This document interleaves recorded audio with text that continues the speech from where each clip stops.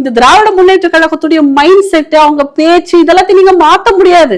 நீங்க சட்டசபையில இல்ல, நீங்க எங்க போய் நாளைக்கு சொர்க்கத்திலேயே உட்கார வச்சாலுமே கூட, அடடா நமக்கு இவ்வளோ மக்கள் எல்லாமே கடவுளர்கள் எல்லாமே நமக்கு ஒரு சொர்க்கத்தை கொடுத்து பரிசளிச்சிருக்காங்களே, நம்ம தன்மையை கொஞ்சம் மாத்திக்குவோம், அவங்க மாற மாட்டாங்க.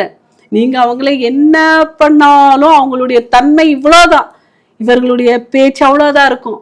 ஒரு ஒரு எனக்கு என்னன்னா, கடமையே ஒரு சிறிதேரம் அந்த கடமையாற்றி இருக்காங்களா? இல்ல. பொன்முடி அவர்கள் பேசின பேச்சுக்கு அமைச்சரவையிலிருந்து நீக்கம் பண்ணிருக்காங்கல்ல. யார் நீக்கம் பண்ணது? எடுத்த உடனே பேசின உடனே மறுநாளே இது மிகவும் கண்டிக்கத்தக்க பேச்சுன்னு சொல்லி அப்படியே நீக்கம் பண்ணிட்டாங்களா? எதிர்ப்பு அலை கொஞ்சம் நஞ்சம் வரல. நீக்கம் பண்ணாம இருந்தா என்ன சொல்றது, கழுத்துக்கு மேல தண்ணி போன ஒரு நிலைமையில தான் அவர் வெளியே போயிருக்கிறாங்க. அப்படி இல்லாம ஏன் செந்தில் பாலாஜி இத்தனை நாள் வச்சு உருட்டுன்னு உருட்டுனாங்க?